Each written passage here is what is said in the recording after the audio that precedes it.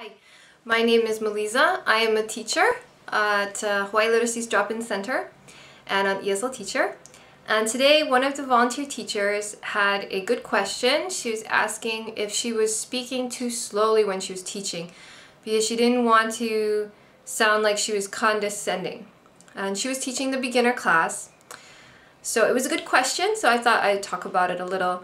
When you are teaching beginners and their English comprehension is almost nil, it is really good idea to speak slowly.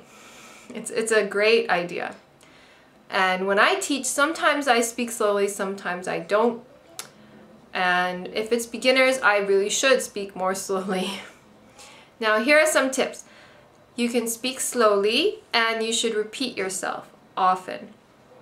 So if I'm in a beginner class and I say, open your books to page 30. So I'll say it in normal speed and then I will say it again, open your books, and then I'll probably hold up books, okay?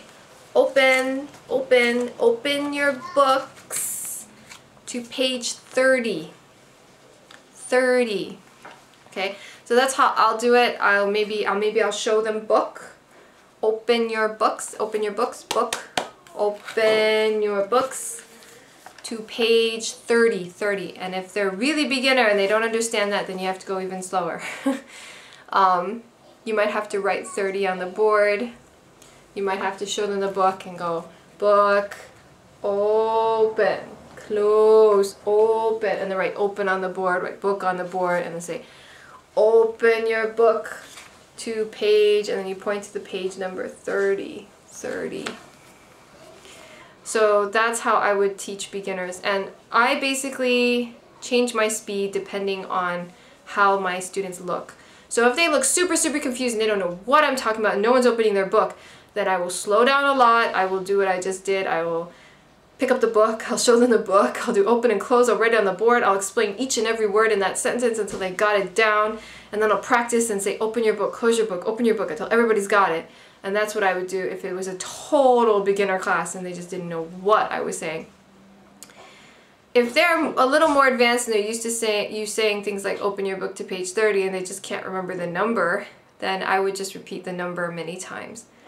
So you can speak slowly to begin with. You can say open your books to page 30, or you can speak regular speed and then break it up. Break up the sentence. I tend to speak regular speed and then I will break up the sentence and I'll show them the key parts and try to get them to understand the main idea of the sentence. I don't explain every sentence that I say in class because this is focused on this vocabulary. I spend most of my time explaining and talking about the words because what I want the students to do is learn the words in the book. And even if they don't understand some of the sentences that I say in the class, they will have these nice pictures and the words, and they'll be able to study at home. And they will get plenty of practice saying those words in class. And that's the main focus. So if I say certain sentences that may be a little too difficult for them, I'll either not say it again and just, forget I said it, or maybe I'll explain it if it's a key sentence. If it's something that they could really use, like a really good sentence. Like today we were talking about woman and man and child and adult and infant and senior citizen. Maybe I would teach them how to say, how old are you, right? How old are you? Or are you a senior citizen? Are you a senior citizen, right? I might teach them something like that. So beginners, you have to be careful. Speed, if you want to slow down, it's a good idea. If you don't want to slow down, but you want to break it down and write your sentence on the board and spend a lot of time on it, that's also a good idea.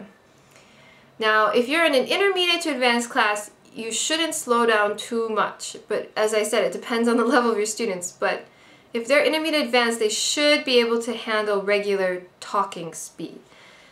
And you can speed it up, make it regular speed.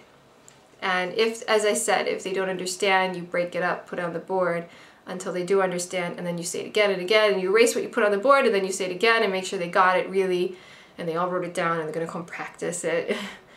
I guess for me, speed really depends on how the class reacts to me.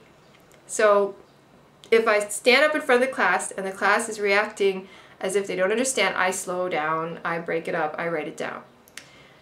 If the class seems okay, I'll say normal speed. So that's how I gauged it. It was kind of a natural inclination for me. The volunteer had a really good question though, and I think as long as it's beginners, going slow is always fine. Alright, I hope that helped. If you have any suggestions, please leave them in this blog. Thank you.